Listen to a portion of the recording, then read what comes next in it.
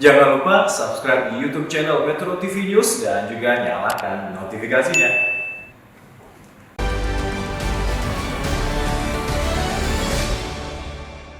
Dipersembahkan oleh Luwak White Coffee.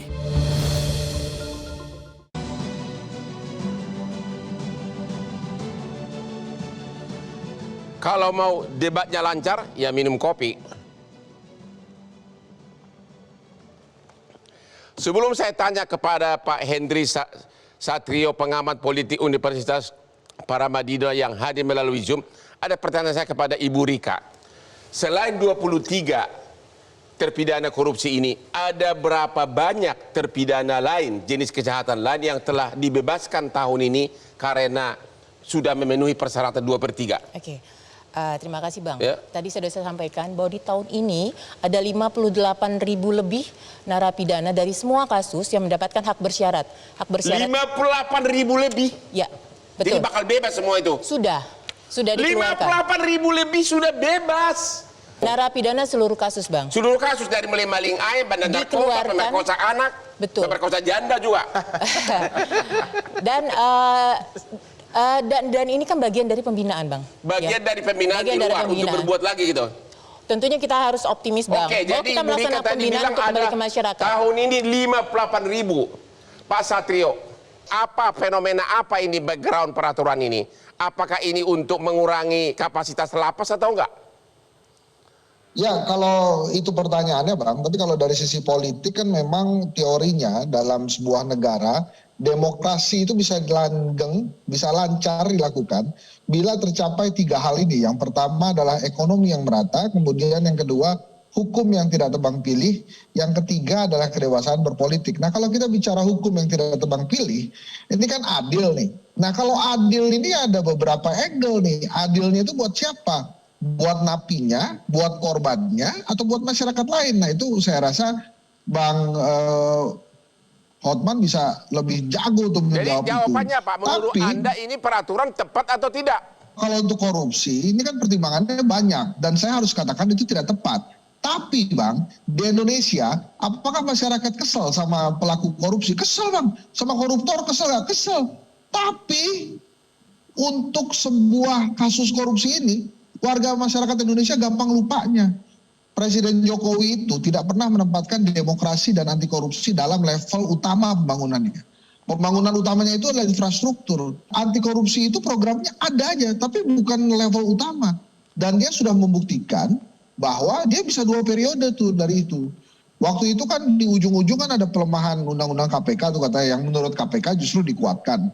Tapi ternyata terpilih 2 kali. Dan masyarakat Indonesia ya sangat permisif akhirnya mengikuti saja karena ada perasaan tidak bisa berbuat apa-apa terhadap hukum yang sudah ada ini.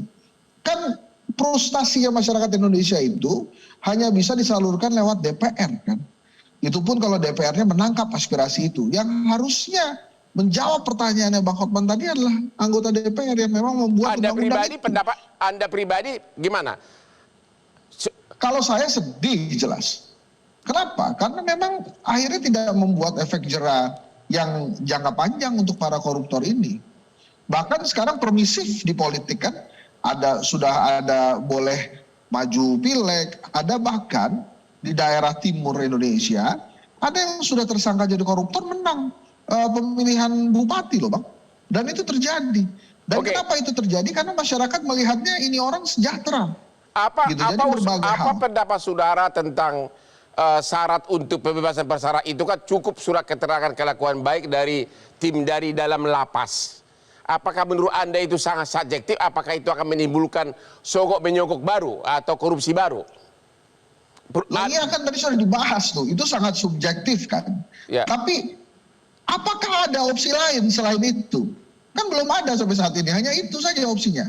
Makanya saya suka nih diskusi seperti ini, mudah-mudahan didengar oleh anggota DPR dan bisa membuat hati nurani mereka terbuka meratifikasi undang-undangnya. Bukan hari ini aja DPR-nya aja nggak ada yang datang. Apakah menurut Anda DPR tidak berani karena ada kemungkinan beberapa oknum bakal calon juga di kemudian hari masuk penjara? Ya sangat mungkin itu, makanya dibuat senyaman mungkin dari sekarang gitu kan. So artinya kalau menurut saya sih willingness atau keinginan dari penguasa itulah yang akan mengubah semuanya ini terjadi. Tapi kan terkadang keinginan untuk memberantas korupsi, penegakan HAM, penegakan demokrasi, itu kan sebatas lip service pada saat kampanye saja. Begitu sudah selesai, ini akan menjadi masa lalu juga. Terima kasih Pak Hendri. Pak Boyamin. Oke. Kan setiap warga binaan berhak mendapatkan remisi 17 Agustus. Ya. Berhak mendapatkan remisi keagamaan. Boleh tahu nggak, pernah nggak Anda dengar untuk mendapatkan surat remisi itu perlu nggak hepeng? Ada. Hah? Ada. Yang benar. Ada. Jadi gimana? Jadi Ya makanya justru itulah. Jadi, saya tidak ingin membongkar satu persatu. Ya. Misalnya perbaikannya konsepnya tadi, Ya. misalnya tim penilai itu dari luar. Ya. Kalau konsepnya penilai dari dalam atau tokoh keagamaan yang didatangkan, konsep mereka akan malu kalau dianggap gagal. Maka kemudian ditulis berhasil semua. Jadi lapas pun juga malu kalau dianggap gagal membina. Maka konsepnya bagaimana diberikan sebanyak-banyaknya. Yeah. Pengurangan tadi, asimilasi, remisi, bebas bersyarat, itu konsepnya menjadi begitu. Maka perbaikannya perlu tim independen dari luar untuk jangan jadi orang penilai. lapas gitu. Ya, gitu. Jangan orang lapas dan jangan dari Ditjen Kemasyarakatan gitu. Ya tetap mereka ada, karena yang tahu datanya kan mereka. Tapi harus ada tim objektif dari luar. Ya dewan lah, gitu loh. Kira-kira gambarannya begitu. Bu Rika, katanya Kementerian Hukum dan HAM juga mengajukan draft RUU perampasan aset koruptor, tapi ditolak oleh DPR. Itu benar?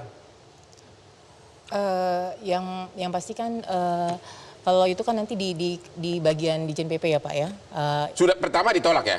Ya. Ditolak oleh DPR. Jelas ditolak itu. Ya. Ada dua. Ya. Jadi pembatasan uang kartal, artinya kita semakin sulit untuk tunai. Ya. Dan kemudian perampasan aset. Ya. Itu bahkan ditolak. Bahkan kalau undang-undang pemasyarakatan ini crash program, nggak waktu lama, perdebatan nggak lama, dan biasanya itu DPR agak rajin mengundang saya, termasuk misalnya RUU Kejaksaan segala macam, ini nggak pernah ngundang siapa-siapa untuk pembahasan undang-undang pemasyarakatan ini. Perampasan aset ditolak, menurut Anda apa backgroundnya?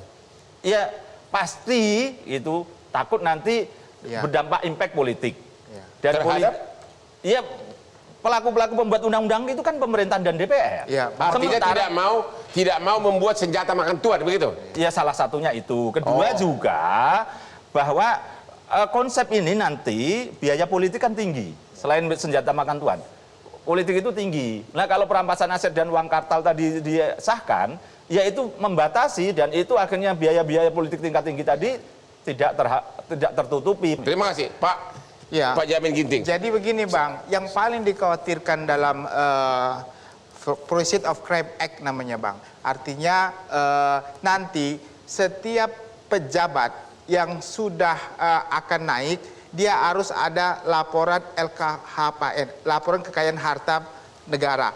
Dia setelah menjabat, dia juga sisanya nanti kalau ada peningkatan itu namanya illicit Seberapa enrichment. penting itu undang-undang perampasan aset? Penting banget Bang, Penting karena dia bisa mengajukan gugatan keperdataan atas benda.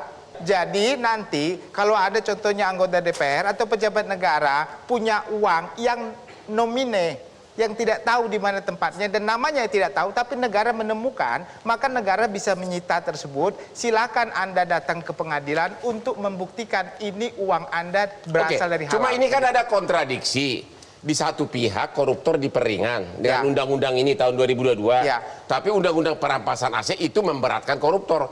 Kontradiksi. Jadi yang kita ini mau kemana? Beda Bang. Kalau ini in personam, jadi targetnya adalah orang. Ya. Kalau aset perampasan aset adalah targetnya adalah benda. Ya. Jadi kalau seorang pejabat negara punya harta dari hasil kejahatan, kita nggak melihat hasil kejahatan apakah ada kaitan atau enggak. Tapi harta tersebut tidak bisa, tidak ada apanya, orang tuanya. Harta tersebut tidak Jadi ada lebih pemiliknya. penting mana? Lebih penting mana? Lebih penting koruptor dimiskinkan, Ya. atau lebih penting koruptor lebih lama di penjara? Saya lebih cenderung koruptor dimiskinkan Bang. Karena Setuju. begini Bang, kalau kita masuk, kalau orang di penjara masih bisa mengontrol hartanya, dia happy. Tapi kalau keluar dari penjara, walaupun sudah bebas tapi nggak punya harta, dia sedih. Jadi Bang. menurut Anda sangat tidak masuk di akal DPR kenapa menolak draft undang-undang perampasan aset koruptor. Sangat tidak masuk di akal. Itu mungkin salah satu kekhawatiran, bisa jadi nanti bisa terkena bagi mereka sendiri kalau sampai itu diundangkan. Takut senjata makan tuan begitu. Bisa jadi kalau oknum-oknum itu. Oke, kita istirahat dulu sesudah yang berikut ini.